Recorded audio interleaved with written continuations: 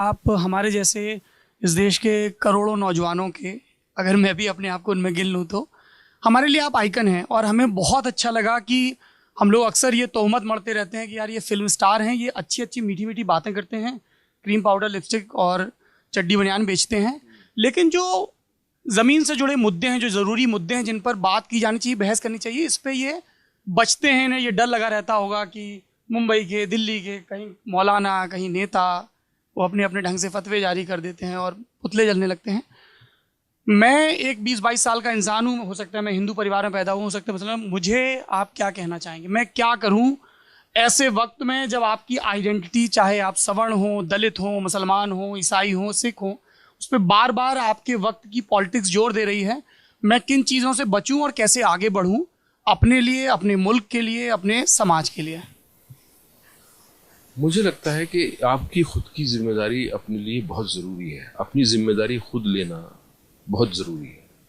आप जब बेसिक चीज़ें दूसरे लोगों पे छोड़ देते हैं कि वो आपको बताएं कि क्या सही क्या गलत है, तो आप इसलिए पैदा नहीं हुए हैं। आप पैदा इसलिए हुए हैं कि आप खुद तलाशें, खुद ढूंढें, खुद समझें अपने एक्सपीरियंस से।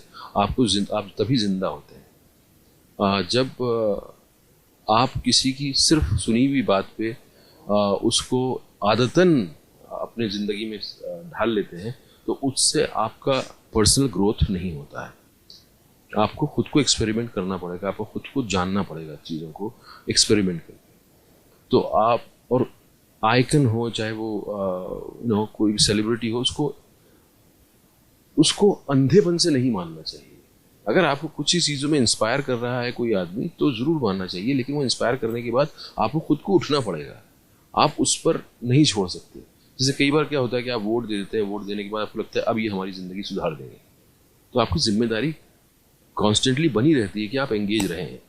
आपने किसी को ये तो समझा कि हाँ ये जो है हम वोट देंगे तो ये आ जाएंगे पावर में, लेकिन आपको ये देखना पड़ेगा कि आपको लगातार एंगेज रहना पड़ेगा। आपको सही सवाल पूछने पड़ेंगे। सही सवाल आप तभी पूछेंगे जब आपको सही नॉलेज है।